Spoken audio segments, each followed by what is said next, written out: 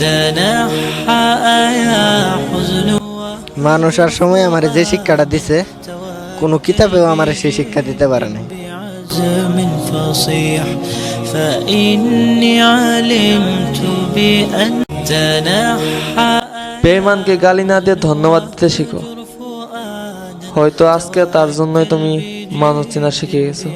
بعزم فصيح فإني علمت بأن تنحى যে অন্তর দিয়ে আল্লাহকে ডাকা হয় সে অন্তর আল্লাহ কখনো খালি রাখে না।